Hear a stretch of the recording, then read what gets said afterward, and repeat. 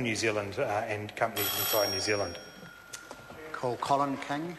Mr Chair, it's a pleasure to speak during the committee stages of the National Animal Identification and Tracing Bill.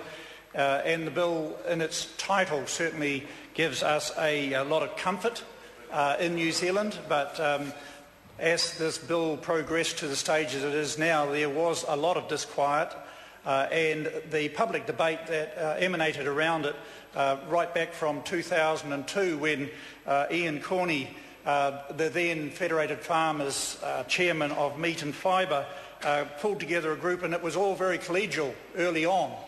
But as things progressed, there was that normal muddying of the waters that happens in New Zealand, not only around farming, but all sorts of things. You've only got to look at the debate around the food bill. It does come in for a fair bit of a kicking around, and at the end of it, one has to have faith in the process, and my faith in this process was certainly strengthened with the work and the contributions made by submissions and by the Select Committee.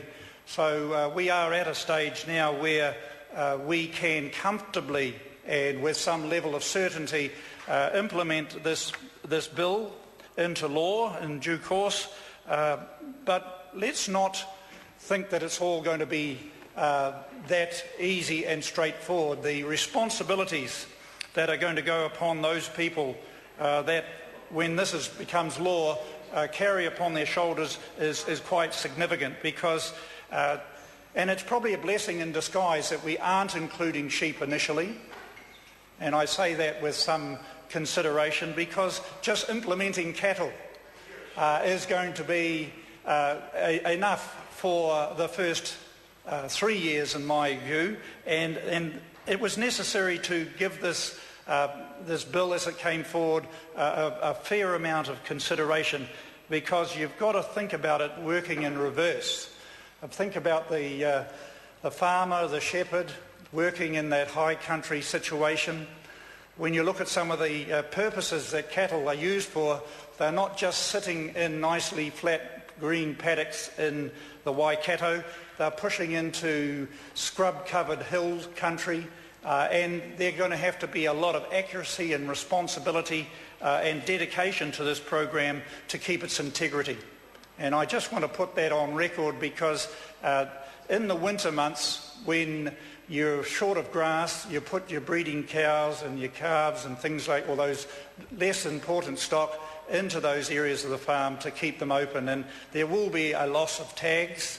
There will need to be an accountability back to this legislation, so that those people administering it can have certainty that it is going to be robust.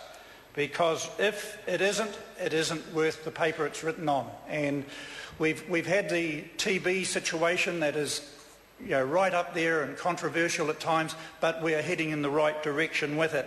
Just to give a bit of a flavour to where we sell our beef, 230,000 tonne of it goes into the United States, and it goes under a quota system, and it goes in as what we call manufacturing beef, and it's ground up and blended with all sorts of other types of product, and we eat it in hamburgers. And one sort of scratches their head and thinks, well, how do we actually use the traceability model around that? It certainly does leave questions that have got to be asked, because that is one of the biggest commodity meats that's used in the world.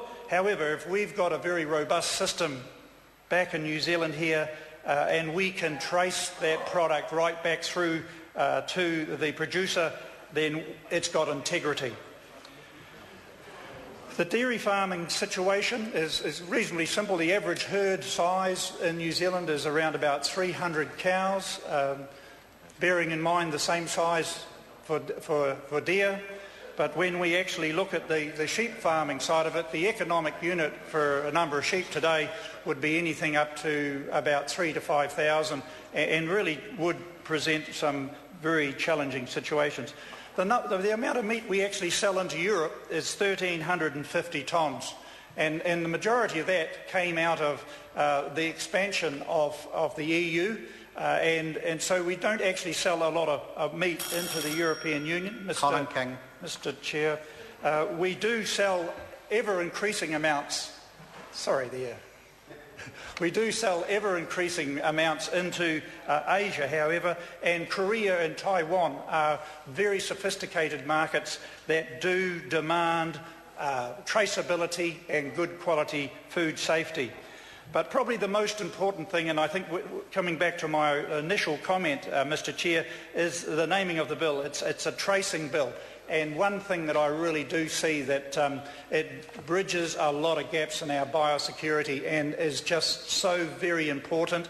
And I believe that it will put us right up at the front end of the food quality system, because over all our red fibre production, our meat fibres that we sell to the world, we do have the platinum level of food safety, and we have really got to keep on pushing forward so that we maintain that leadership role, because we are a small economy, and if we were to be hit severely by food safety scare, then it would affect our economy considerably. So when we look at it, why wasn't it introduced by the companies? I mean, that's probably an argument that my politics naturally might have driven. If it's such a good idea, why don't the companies do it? Well, the reason why we've taken the stand we have, and it's going to be legislated for, is it's very inclusive. It's got to be mandated by the Crown, and otherwise, when you're doing nation-to-nation negotiations, it wouldn't have the level of credibility that one would expect. So it's a wonderful bill. It's had a lot of refinements. I don't believe that the time it's taken to get to this stage has been time wasted. I think myself that the acceptance of it out in the farming community is far better now. It's better education. There's a lot more work to go on with it, and I look forward to the third reading and then the final implementation into law. So along that basis, Mr. Speaker, this is very, very important legislation, and this is a very important day for primary production. Thank you very much. Barbara Stewart. Thank you, Mr. Chair. I must say I rise